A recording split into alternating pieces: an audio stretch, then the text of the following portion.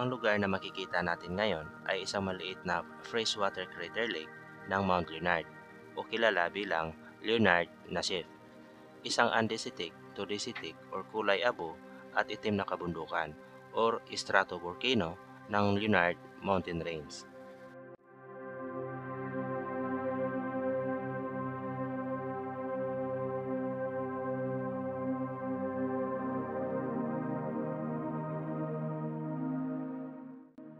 Ang kaakit-akit na lawa ay puno ng water lily at mga lotus na siyang paboritong destinasyon ng mga lokal o mga dayuhan upang makapagmuni-muni at makapag-relax at iba pang aktibidad kagaya ng camping, hiking, pamamangka at pamimingwit ng isdang tilapia, hito, dalag at karpa.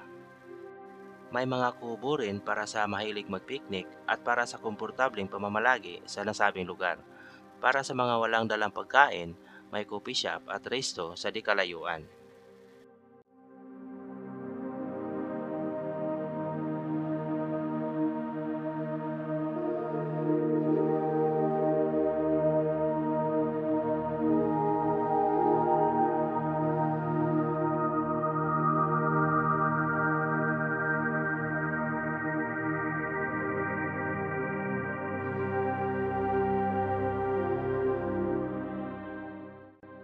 Ang Lake Leonard ay matatagpuan sa Barangay New Leyte, Maco, Davao de Oro na talagang nasa 200 hektaryang kaldera o catch basin ng Mount Leonard pagkatapos nitong pumutok sa matagal ng panahon. At kabilang ito sa 22 aktibong bulkan sa Pilipinas at kasama sa Pacific Ring of Fire.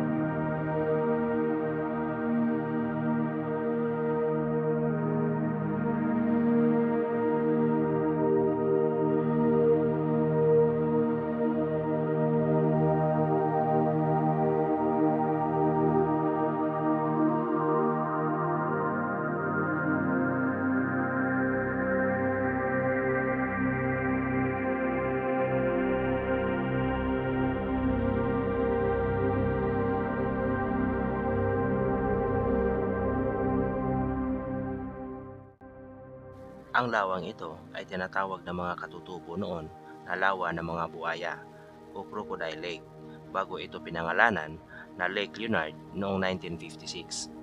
Bilang parangal ni Leonard Nassif, isang mining prospector na naging unang General Superintendent ng Samico or Samar Mining Company Incorporated nang buksan ng kumpanya ang pagmimina sa Barangay Masara pagkatapos ng World War II.